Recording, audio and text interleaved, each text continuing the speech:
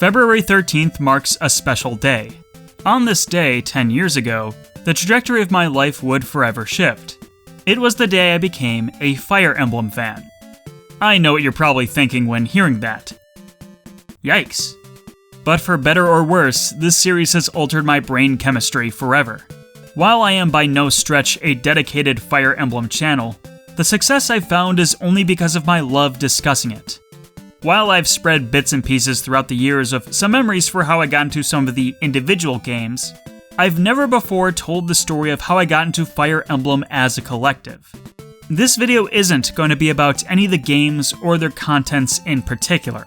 Instead, this is going to be a personal recollection of the journey I went through falling in love with my favorite video game series.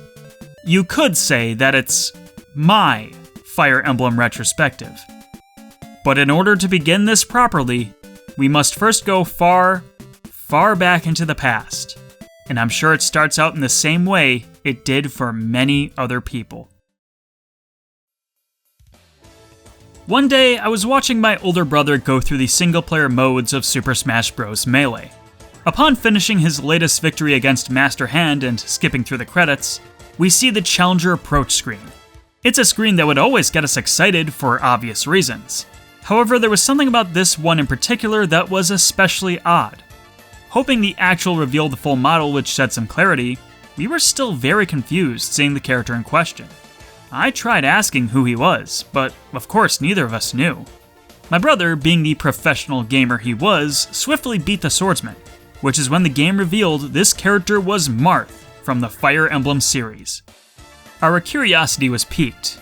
My brother would then start up another playthrough of Classic Mode, and would explore the swordsman we just became aware of.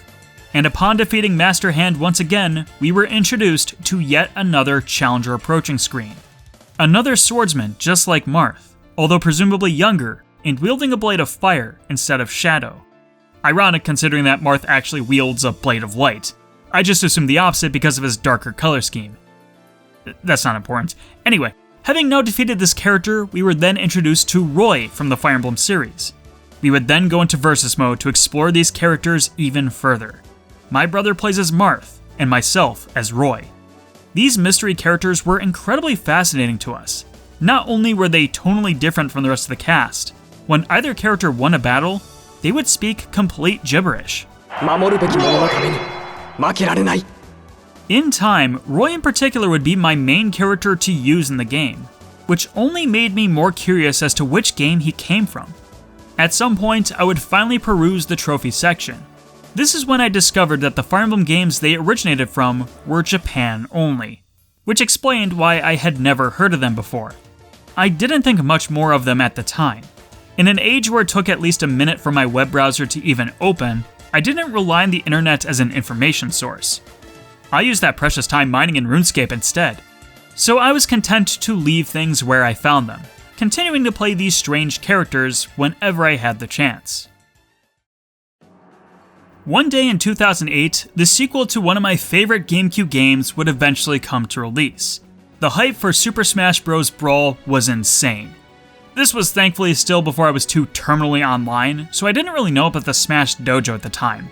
But like anyone else, I was stoked to see who was actually going to be included, and I would only know who made it into the game when I actually played it for myself. As a Roy main in Melee, I would come to be disappointed that he was an unlucky omission for the Wii sequel, and I no doubt held unjust feelings of contempt towards Ike for taking his place. Although Ike's inclusion did give me a subtle tip-off which did not go unnoticed by my 11-year-old self. While Marth still spoke in the Japanese language, just like he did in Melee, Ike was speaking in an English tongue that I could understand. You'll get no sympathy from me. This was enough information to signal that sometime between Melee and Brawl, Fire Emblem games had started coming out in the United States. Digging through the Nintendo Power magazines I had been accumulating since 2005, I tried to find any information that might have been relevant to Fire Emblem. I do remember at some point finding screenshots for Path of Radiance. To be honest, I assumed it must have been some kind of fighting game, as I saw two characters positioned face to face, as if it was a game of Soul Calibur. But reading from descriptions, I also noted it was some kind of RPG, a genre of games which I was still relatively unfamiliar with. But undoubtedly, this strange combination captivated me, and I was willing to try one of the games out. Between the years of 2008 and 2009 is when I would discover PC emulators for retro video games.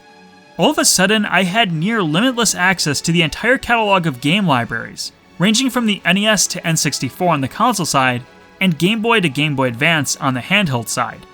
To be honest, I don't think I ever considered the legality of what I was engaging with. I simply saw it as a convenient way for me to try out games I otherwise didn't have the chance to. And it was through this avenue I would seek out and play Fire Emblem. The exact day or even the rough season now eludes me, but at some point in 2009, when I was 12 years old, I would play a Fire Emblem game for the very first time. I was very purposeful in the game I decided to seek out. As Roy was my favorite character in Super Smash Bros., I wanted the first Fire Emblem game I played to be the game he appeared in. Remembering the trophy data from Super Smash Bros., I remember that Roy first appeared in a Game Boy Advance game. A little research on the ROM sites I frequented provided me this image. Indeed, that was Roy on the cover, so this is the game I want to play. After turning on the game, I would then push that start button immediately and get hit with the song I was so familiar hearing from Super Smash Bros. Then I would finally hit New Game. The Tactician creation menu would then appear. Rather than keeping the defaults or even putting in my own name, I named the Tactician Roy, as I assumed this was how I named the protagonist of the game. Before I knew it, my character awakes to the sight of a beautiful girl taking care of me, my very first Fire Emblem waifu. I knew this character already as Lyn, the assist trophy from Super Smash Bros. Brawl. She sets up the world building a bit, helps me get established, and before I knew it, we were getting thrust into actual combat. And it turned out to be not quite the fighting game, nor the traditional RPG I was expecting. To be honest, I'm not even sure I knew that Fire Emblem had any strategic elements before I played it. But I wasn't particularly bothered by this shift in expectations, as I wasn't expecting much to begin with.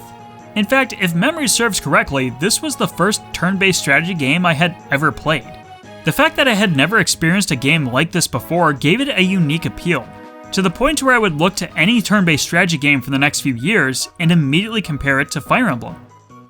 Ah heck, I guess I still do that now. The first chapter of this game has a lot going on. It might not be a complicated map, and it's scripted down to the most minor of interactions, but for an absolute beginner, it is an expert introduction for what to expect from Fire Emblem. This is Fire Emblem essence, boiled down to perfection, and it hooked me on the game. So I agreed to follow Lyn on her journey, excited to see where it would take her. I'm not sure I really put the pieces together that I was observing a game where Lyn was the protagonist instead of Roy, or why I wasn't battling directly with a character I assumed was Roy in the first place. But that is an aspect of playing games completely ignorant to their context, unique to being a child experiencing them for the first time. And it's still why I try to go into a game I'm genuinely interested in with as little knowledge about it as possible, treating everything like it's a spoiler to an annoying degree. There's way less mental noise surrounding just the act of playing it, and puts more focus on what the game currently is instead of what it's supposed to be. But I digress. The game was so much fun that the hours just melted away. Slowly, the game would introduce to me more characters, each with different classes that operated differently on the battlefield. The game would provide me more complicated maps, with more enemies. I would then have alternate objectives to consider, and before too long, I would become acquainted with the most infamous aspect of Fire Emblem as a game series. Florina at one point lost all of her HP. The characters called out and told her to retreat. After the battle, they even remarked on how she was hurt, and it wouldn't be wise to keep going like this.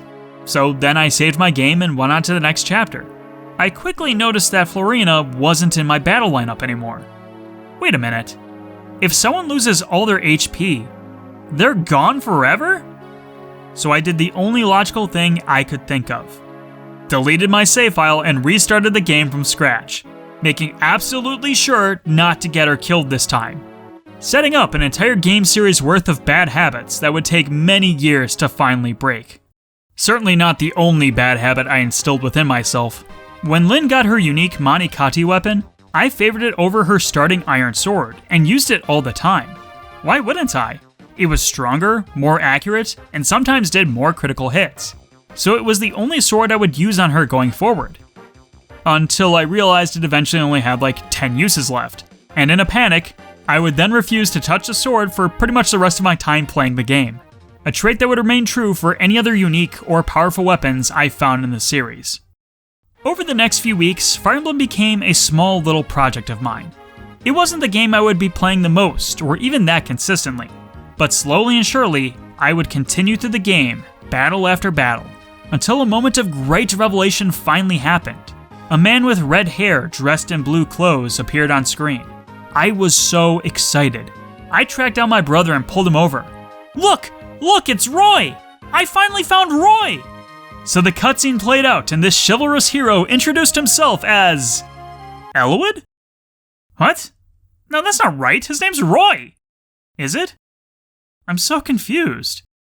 And then my brother laughed at me, like I was the idiot. It was actually the final chapter of Lynn's story where I stopped playing the game. Not for any particular reason, although I think finally reconciling that this might not have been the game Roy's the protagonist of made me lose interest.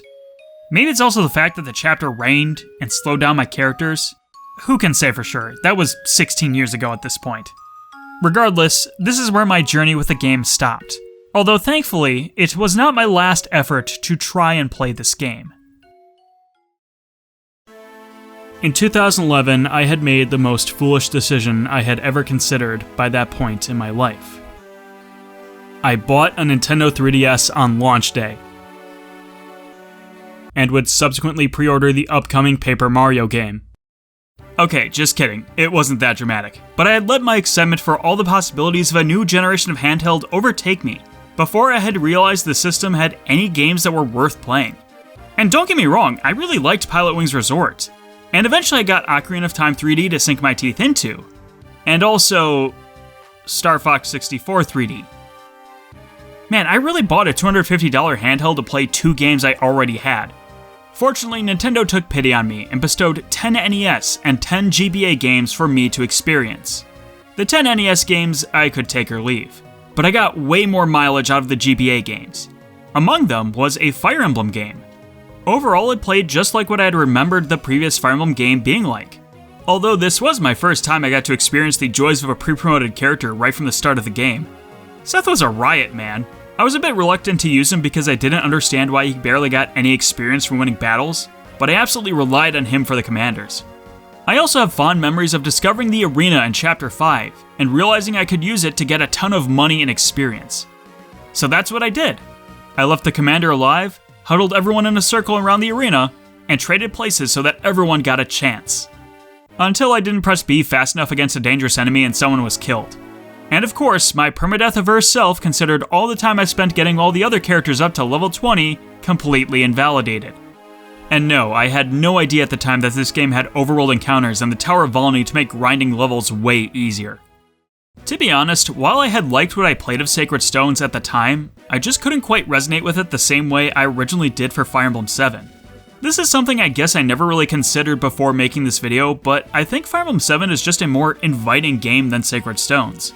Not only because of its more in-depth tutorial, not only because of the slightly brighter color palette, but also because all of the characters at the start of the game call out to your self-insert character and try to involve you in the story.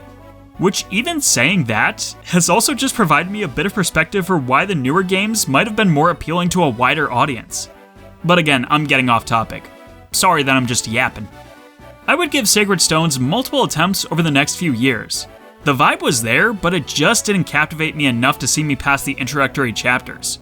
I didn't even make it to the point in the game where you could choose between Erica or Ephraim, which is funny considering that, had I made it to that part, I probably would have started to get really invested in the game. It's weird though, I do remember at least getting to the chapter where Orson betrays you, which is the chapter right before the route split. I don't know why, I apparently had this habit of dropping Fire Emblem games right before they got to the good part. Ah well. It would appear the prophesized day of me becoming a true fan had not yet arrived. But maybe it will, sooner than I expect. Around 2012, I would hear rumblings of a new Fire Emblem game that had just been released in Japan. A new Fire Emblem game? That sounds pretty cool. Although since I wasn't a fan of the series, I didn't really follow any coverage. It wouldn't be until the game released for North America in 2013 that it was fully on my radar. Fire Emblem Awakening came out at the perfect time for me to get invested in the game. At a time where the 3DS was still struggling for some real exclusive titles, a big-ticket game that wasn't Mario or a Nintendo 64 game made for an appealing experience. The critical praise surrounding the game made it a high-priority title during the year it released, and everyone who played it universally agreed that this was a killer app for the handheld. The game also came out the year I turned 16, when I finally got a driver's license to get myself to whatever game store I wanted to pick up a copy. And as a mild enjoyer of the previous entries in the series that I played, this new game certainly intrigued me. All the pieces were set in place. I had full intention of getting myself a copy of Fire Emblem Awakening. So it's a bit weird looking back to think, it never happened. I never went to any store, never did anything to secure a copy. I didn't even so much as download the demo to see if I was unconvinced.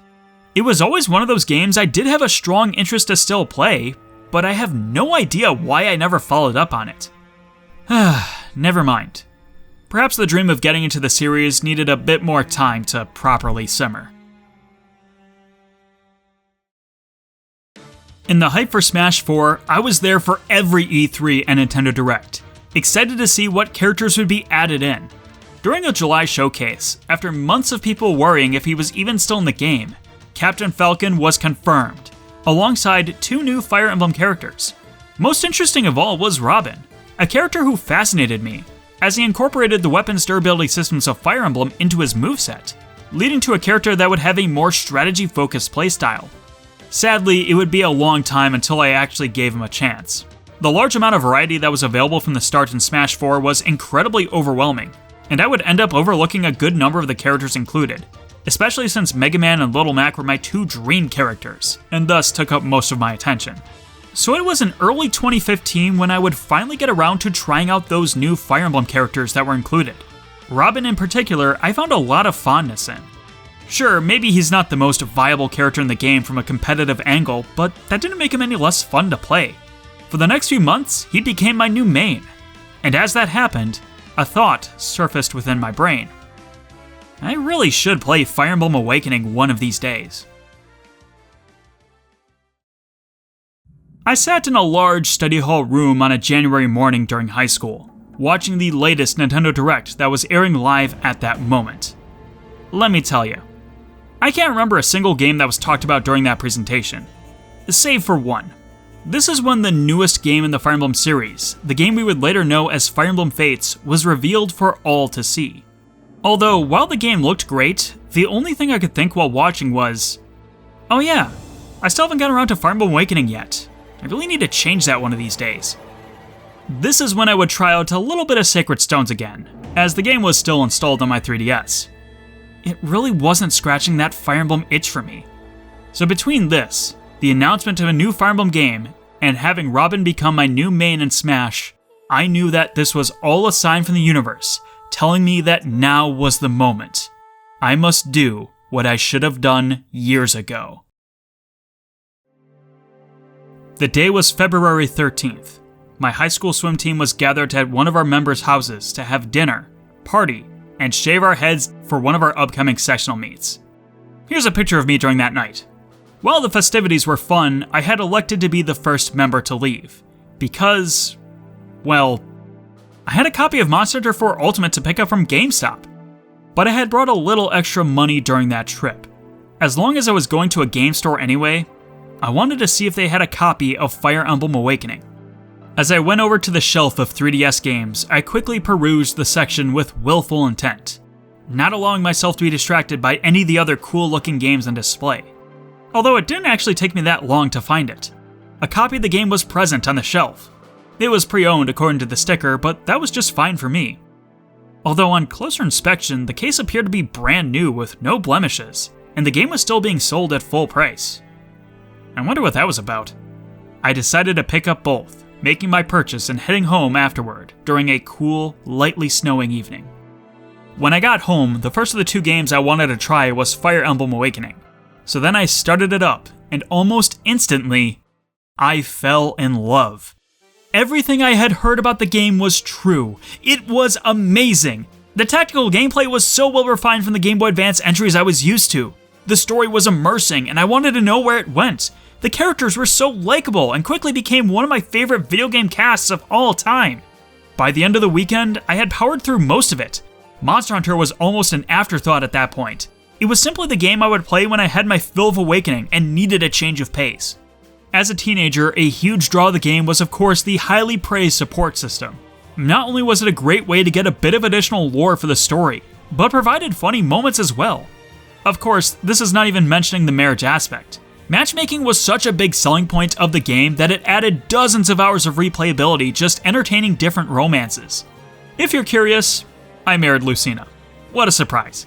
I knew her from Smash Bros, she was cute, and I didn't think about any of the weird implications that would inevitably arise by marrying your best friend's daughter from the future. And a week after I started it, I would finish it. The entire week, the game never left my brain. I would easily lose focus during class because I just wanted to play Fire Emblem. It ended with one of the most satisfying final battles I had ever experienced, with incredible music, an awesome ending to the story, and despite that, I wasn't done. I started another playthrough, now experimenting with different characters. I would explore the Street Pass features with my friends from school, make use of the character cameos, and even buy some DLC to extend my playthroughs. By the time 2 months passed, I had dumped more than 100 hours into the game. And I felt like an idiot for not having gotten the game sooner when I clearly fell in love with it as much as I did. I don't think it was an accident that Awakening was the first game in the series I finished. No small part of that was due to casual mode. Despite the much stronger stigma that used to be present in the community for this option, it was simply the set of training meals I needed to adjust to the gameplay and not be afraid of my mistakes. It was even the simple things too, like the fact that the character naming menu has just enough characters to allow for Christopher to be inserted into the game. That means a lot. There are so many gosh dang 10 character limit names out there, and it makes me mad. I actually prefer to be called Christopher over Chris, so in the rare instance a game does extend that olive branch that little bit more, I immensely appreciate it. More than you short name people will ever realize. It all fell into place at this point. Fire Emblem Awakening was now one of my favorite games ever made, and the only thing I knew for certain is that I wanted more. After a couple months of playing Awakening, it was time for me to go back and try out the earlier games in the series again. There was no doubt in my mind where to start. It was around this time I found out that the Game Boy Advance Fire Emblem games were available to play on Wii U Virtual Console. So without hesitating, I bought myself a copy of Fire Emblem 7 and got to playing it as soon as I could. Once I started up the game, I was hit with a massive wave of nostalgia. The missions were exactly the same as I remembered. The music was like it never left my mind. I just felt comfortable experiencing it. I suppose it was a tiny bit annoying having to go back through the entire hand-holding tutorial of Lynn's story again. Of course, I didn't mind it back when I was 12, but now I had an entire Fire Emblem game's worth of experience behind me, one where the tutorial section of the game didn't feel nearly as intrusive. Although I still enjoyed the game a great deal. I played through almost all the first 11 chapters of the game pretty much all in one sitting. But eventually, Lynn's story had ended and it was time to move on. By this point, I had become aware that Fire Emblem 7 featured multiple campaigns for players to experience, each with a different protagonist. I knew that Eliwood's story, and yes, I knew the difference between Roy and Eliwood now, was the main and canon route of the game. The game was also a pretty big step up in terms of difficulty after getting into the main content. The map designs were a lot more complicated than I was used to from playing Awakening. Without a lot of the features from the future to assist me, it felt like I was being challenged way more. And I really enjoyed the story of the game so much. Now, Fire Emblem 7 is one of those games which has a terribly written story, actually. But on a first playthrough, I didn't realize any of that. It just does a lot of really cool stuff, and suckers you in. It has a really enthralling plot that knows how to captivate a player, at least the first time. Even if they don't have the most to work with, the characters of Fire Emblem 7 are really good, from the big players to the small guys. While the game does feature support conversations, they're a little bit more hidden than the future games. And it certainly annoyed me when I found out you could only view 5 conversations per character on a playthrough. But the game often takes the time to involve more of the side characters directly into the main story, if only for a little bit. I think the characters that impressed me the most were Pent and Louise, but more so from a meta-textual standpoint. I just found it really interesting that there were playable characters that were already married. Even back then, I realized you can't have characters with this dynamic in the series anymore. Everyone needs to be hot, and they all need to be bachelors willing to take the next step into a romantic relationship. And that's not even limited to just the playable characters. Otherwise, the self-insert fantasy breaks. So even in 2015, I did feel a small lamentation for the eventual lack in diversity of backstories and connections.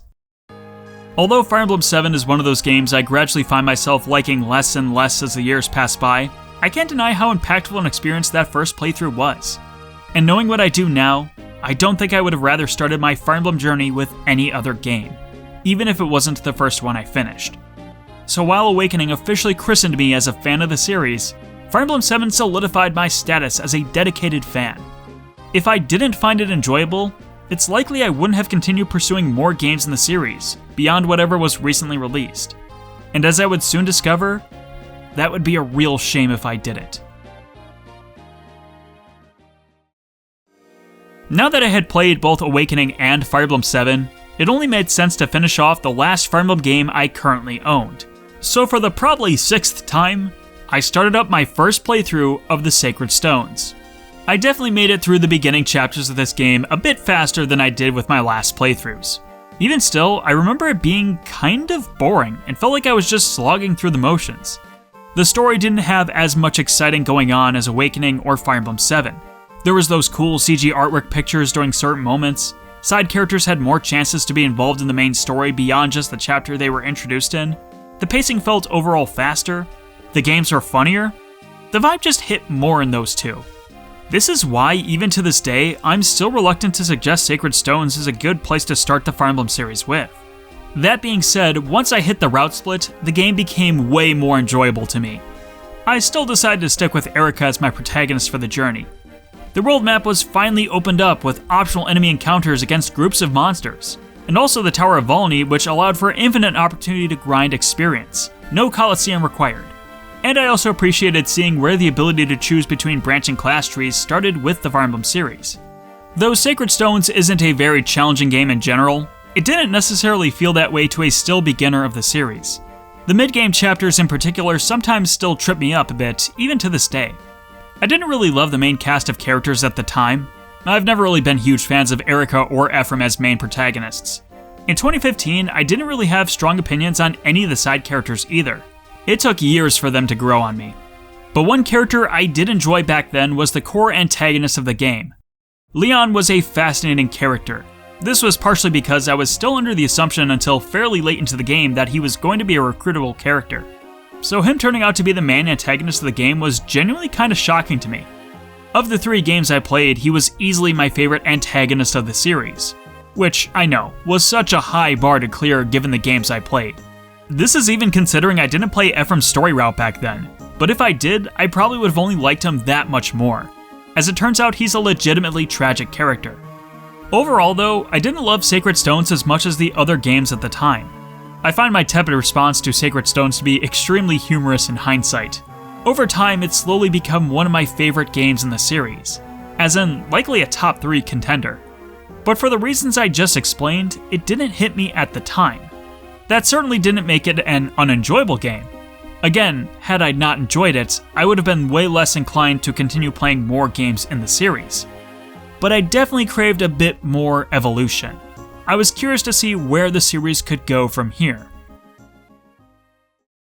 During the summer of 2015, I had my first job. I worked part-time at a local bowling alley, cooking pizzas and cleaning the toilets. No, not at the same time, of course. Eventually, I was probably fired.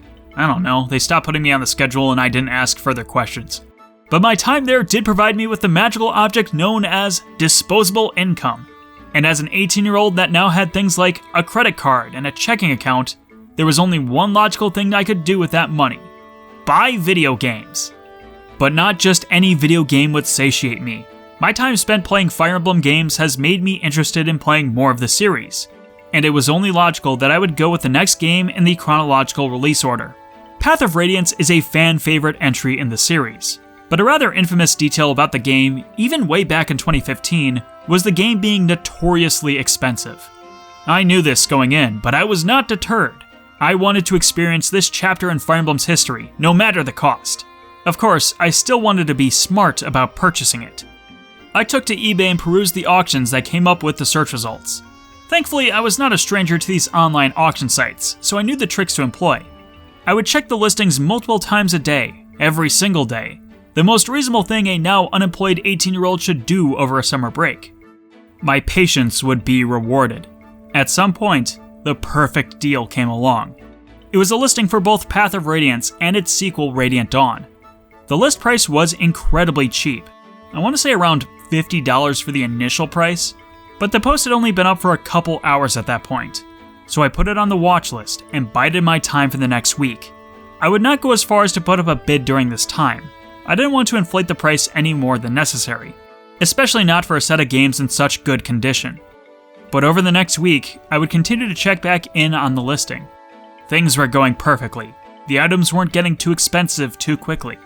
I was in prime position for a good deal.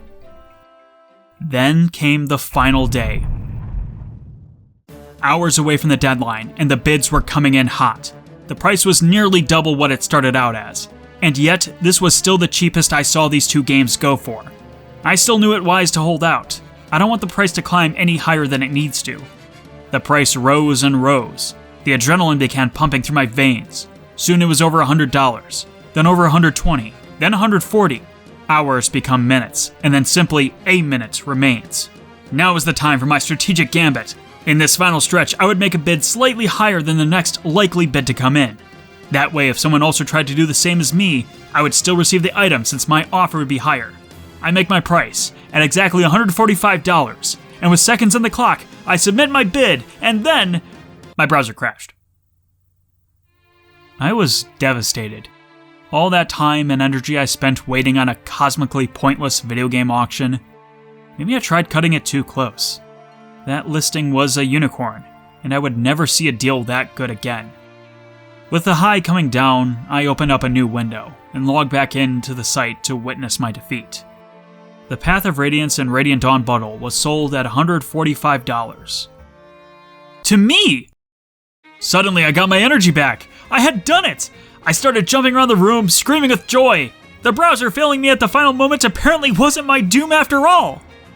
Looking back on that summer now, I'm not sure what's more perplexing. The fact that I spent $145 on two old video games, or the fact that I only spent $145 for those two video games. While I probably could have just emulated the games to at least mild success, this was still my video game emulation? That's illegal phase in my life. Besides, playing retro video games on the authentic hardware and the way they were originally designed to be experienced will always be the best way to play them. So how was it? Was this game worth the near $150 that I paid for it? The answer is absolutely yes. In actuality, the game did turn out to be just more Fire Emblem goodness, but that's all I really wanted to see at this time. And having a game with a different presentational style from the Game Boy Advance games also helped distinguish it in my mind, so it felt fresh. I was impressed by just how many systems the game had introduced. Like, ooh, what the heck is up with biorhythms? I wonder how much this will impact my strategies. I mean, the game isn't actually all that complicated, but it certainly had the most fleshed out gameplay I had experienced with the series. Not to mention I was curious about this new shove command I had never seen before. And trying it out of curiosity, the results were hilarious. I laughed so hard doing it for the first time. I kind of wish that it had an explorable map like Sacred Stones and Awakening, although I didn't know at the time that Path of Radiance started development before Sacred Stones, and thus was iterating specifically on the classic Fire Emblem chapter progression. But on the plus side, the base management between chapters was the most fluid and organized from all the games I played, maybe even still for the series. And the completely linear progression made way for the best story in the series I experienced yet. Ike's journey is super compelling to witness, not only because he's an entertaining character in his own right, but he steps up and really embodies the saying that the best leaders are the people who really don't want to be. His growth from just a young adult, learning how to use a sword for the first time, ending as the highest general in his country's liberation army felt natural and earned. My favorite moment in the game comes at the end of Chapter 17, when Ike finally receives his promotion. Alongside this power boost, he's given his new class, simply titled Lord. It was like Ike was joining the ranks of great heroes and ascending to the level of other protagonists in the series. At the time, it was my second favorite entry in the series of the 4 games I played, an honor I would still provide to the game even today. And although back in 2015 I was still adamant that Awakening was my favorite game in the series, nowadays there are some moments of weakness where I will put Path of Radiance over Awakening as my favorite Fire Emblem game. Usually not longer than for a few days, but the fact it can even manage that much I find impressive. There was one thing I didn't particularly care for about Path of Radiance. That being, I felt like the game ended a little bit sooner than I was expecting it to. It kind of feels like there's supposed to be a missing third act in the game, which completely blindsided me back then. Although I suppose that wasn't a huge deal. I did have Radiant Dawn ready to go whenever I was ready, but I felt the moment wasn't quite right. I wanted to have a little change of pace first. Instead of picking up Radiant Dawn right away, I wanted to give myself a small break and instead go to the continent of Arcanea. After seeing so many references to Marth throughout some of the Fire Emblem games, not to mention his iconic status, it made me rather intrigued to experience the game he came from. His original games were never released outside of Japan, but in 2008 his very first adventure did get a remake on the DS, in the form of Fire Emblem Shadow Dragon, which is the version of the game I would play as well. There's no grand story for getting this game like some of the others in this video. Although Shadow Dragon was pricier than average for a used DS game at the time, it wasn't all that absurdly expensive. I found one for relatively cheap, complete in box. Shadow Dragon was an overall simpler game compared to Path of Radiance, and as I would soon discover, even more simple than the GBA games. While it did keep a few of the innovations pioneered by later entries, I could definitely feel the missing pieces. I remember keeping characters next to each other, expecting any turn for a conversation to happen between the two. It was maybe around chapter 10 when I finally realized that it probably wasn't there in the first place. I will say though, I felt like this game was the most challenging time I had with the series yet. Probably in no small part due to the bonus commands that made other games more player-friendly being absent here. Which is not to say that the challenge was unappreciated. I have a very distinct memory of pacing around my room as I climbed Thebes Tower, trying to figure out which Garnif was the real one, all the while avoiding the long-range magic users that were severely hurting my soldiers. Eventually, the pieces all clicked into place, and I felt very accomplished. Reacquiring Marth's legendary blade, the Falchion, and its infinite durability felt oh so good. That being said, I did wish the story was stronger. With Marth being such a legendary character, I had a kind of weird assumption that his story would be equally as legendary and epic. But not really, it was pretty simple. Not to mention pretty oddly paced at many points throughout the narrative. Enough to make me lose track of exactly what was going on throughout the middle of the game. And before any defense comes in that, well, it's a remake of a Famicom game, of course the story is going to be simple. That is one of the tougher aspects that remakes of any game face. Remakes inherently try to elevate a game to modern standards. Because of that, it's harder to forgive shortcomings inherently built into the design, because it's no longer presented in the context of being an older video game. At this point, I was a fan that had played, from my perspective, much better Fire Emblem games that learned from its shortcomings already, and did the best things about Shadow Dragon even better. In recent years though, I've slowly begun to discover that Shadow Dragon is peak Fire Emblem gameplay actually. It's one of the easiest games in the series to jump into and just have fun with. It's got an extremely brisk pace where chapters don't take all that long to complete. It has a large cast of characters to try out, making it ideal for Iron Man playthroughs. And it has a wide range of difficulty options, meaning there is most likely the perfect difficulty setting for any type of Fire Emblem player to be found in this game. But overall, Shadow Dragon was a fine game, and with it completed, there was nothing stopping me from now playing the last game in the series that had been released in North America at the time. Since I had gotten Radiant Dawn alongside Path of Radiance back in 2015, there was nothing preventing me from jumping into it right away. Although I had to admit there was a bit of hesitancy when it came to eventually playing it. I had a feeling at the time that Radiant Dawn was probably going to be my least favorite entry in the series. Something about it just gave me an off vibe, despite not actually knowing anything about the game. Maybe it was a self-fulfilling prophecy, but that did turn out to be the case. While now I appreciate Radiant Dawn a lot more for its unique qualities, it was those same qualities which originally made me feel down on the game. As I quickly discovered, Radiant Dawn was not an immediate follow-up to the narrative of Path of Radiance, and the game didn't start by following Ike, although I did appreciate where the story started from instead. This was the first Fire Emblem game I had played which was a direct sequel to a previous entry, and it was refreshing for one of these stories to be directly informed by the consequences of the war of the last game. I do prefer the anthology nature of most RPG series, Fire Emblem included, for allowing mostly self-contained stories that potential fans don't need to worry about experiencing in a specific order. That being said, I do wish more games in the series took the opportunity to expand upon the setting of a previous game and actually make a sequel. Sadly, with the current state of the series and its abundant presence of multiple story routes with no decisive canon pathway, I don't think we'll ever see this be explored again with the series. While Part 1 was an enjoyable and consistent adventure, eventually getting to the later parts is when the story started to become way more complicated. It was no longer the standard Fire Emblem story I've come to expect. There were so many different factions working against each other, the viewpoint kept shifting around, and the story felt pretty difficult to follow, all things considered. I also remember Radiant Dawn being this ridiculously difficult game. I reset chapters more often in this game than I had with any other time I experienced with the series. When I was stuck in a map, I was likely stuck on it for the rest of the day. This was also the first time in the series where I eventually just gave up on resetting chapters over and over again. Leonardo eventually died in chapter 313, but I had been playing through this map so much I just couldn't be bothered to reset it again just to save one archer. So yeah, Leonardo was the first character I allowed to perish in a Fire Emblem game.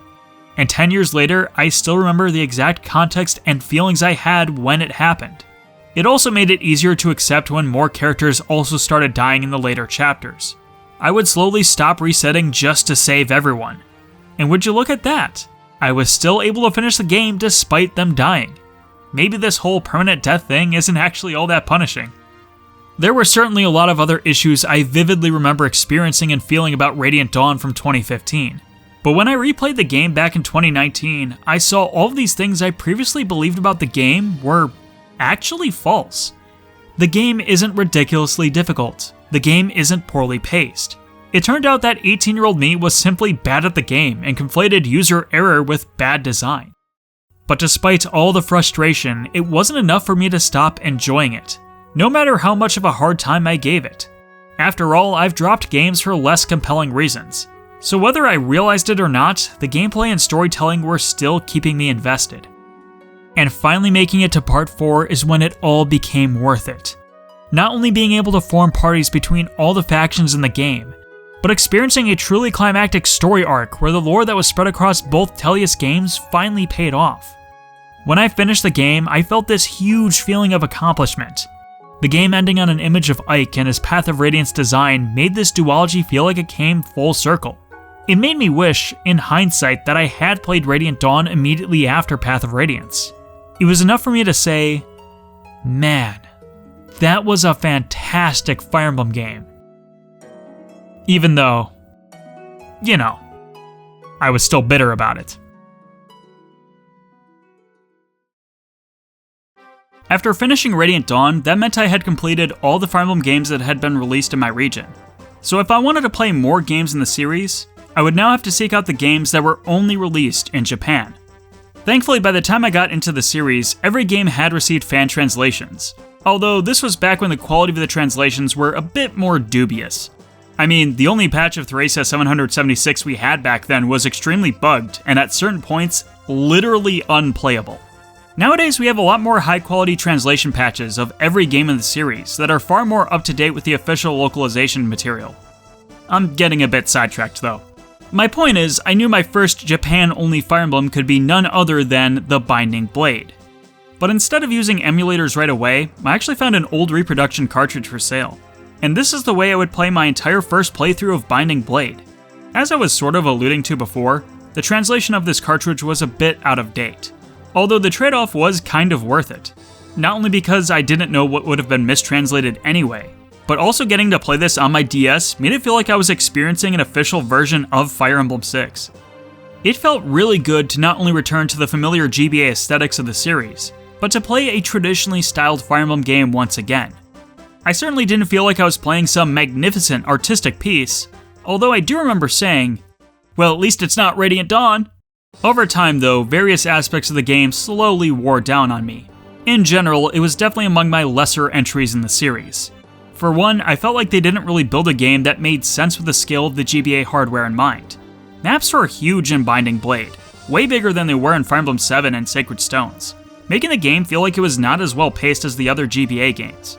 The story and characters were also just fine, functionally serving their purpose but having no particular highs that impressed me. And going into this playthrough blind without any help, I locked myself out of a couple of the side missions, therefore being unable to reach the true ending of the game. I wasn't super hot on Binding Blade after finishing it. That hasn't really changed either. Binding Blade is still one of my least favorite games in the series. Which isn't to say I have a bad time while playing it. The competition is pretty fierce, and some of the games just have to be at the bottom of the list by nature. But I don't know, I've always had this subconscious love for Binding Blade, as if my feeble mind is just unable to accept that the game where one of my favorite Smash characters is from could be so underwhelming. And if I do want to play a simple Fire Emblem game, without any of the frills or faults a more ambitious entry falls victim to, Binding Blade is certainly an option. But it's not my go-to game in the series for that purpose. I've never played this game without ever having a reason to. And I don't think that is going to change. After having played all these Fire Emblem games, the months were able to pass by rather quickly. Before I knew it, I had finished every game in the series that had been released internationally, as well as one of the Japan exclusive titles. Soon, Fire Emblem Fates would be rounding the corner. I did see the second trailer that was released during the summer of 2015, which revealed a lot more details about the game. Like how it was split between two different releases, and that your avatar character would be the central protagonist of the main story. By that time, I had already seen everything I needed to know about the game. I would continue to avoid any and all further trailers, and would unsubscribe from the various news feeds that were likely going to talk about the game. This included a Nintendo Direct late in 2015. I was watching it late after school with some of my other friends in my college gaming club. As soon as Fire Emblem came up, I left the room and told them to come fetch me whenever it was over. They didn't. I waited for a suspiciously long time and came back to them still watching the Direct. Oh well. They did have the courtesy to offhand mention, oh, by the way, they're also releasing a special edition for Fire Emblem Fates that includes all the games bundled together. Cool, I say as the Direct continues. Time passes, Cloud from Final Fantasy VII gets announced to be in Smash despite me telling someone that exact same day it would never happen. The Direct concludes, and I discuss it with my friends briefly before heading home. While I was doing my math homework that night, I had an intrusive thought. I kept thinking about the special edition my friends mentioned. I knew myself, I was going to be picking up all 3 games anyway. I might as well just get the special edition if the price point was going to be similar. Since I was already at my computer doing my homework, I just opened up a separate tab, went to Amazon, looked up the Fates Special Edition, pre-ordered a copy, and then went back to my math homework. The next day I came into school to see my friends. They were curious if I attempted to track down a copy of the Fates Special Edition. I just told them, yeah, I pre-ordered it off of Amazon. Did it get cancelled? They follow up. I pull up my Amazon orders, show them it's still there, confirmed for delivery. Not that I understand why it matters. They all stare at me amazed, while I'm just baffled. What were they talking about? That's when they explained what the situation was. The Fates Special Edition sold out within a half hour on every site it was available for online pre-orders. Apparently, my unintended whim of pre-ordering the game just so happened to be within the half hour of it being available. I'm not religious anymore, but that was the strongest argument I had for God being real at that point. The wait for Fire Emblem Fates would be rather agonizing. Up to this point, I wasn't really waiting for any of the games in the series to release, so I had a bit more time to have my anticipation for the game build. And the hype certainly did build. Corrin would be announced as one of the final DLC characters for Smash 4, and that made me incredibly happy to see, if only out of spite. He was actually announced the day after I was done with my final exams for that semester, so despite having absolutely no reason to, I drove all the way to my school the next day with some bottles of water I wrote Fire Emblem Tears on, and passed them out to every Smash fan in my school's gaming club. Some of them took that joke better than others. But soon the fateful February 19th release day came around.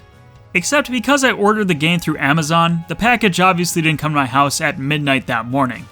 So while some of my friends had already picked up their copies for their preferred route of the game, I had to wait my turn yet. and it was maddening.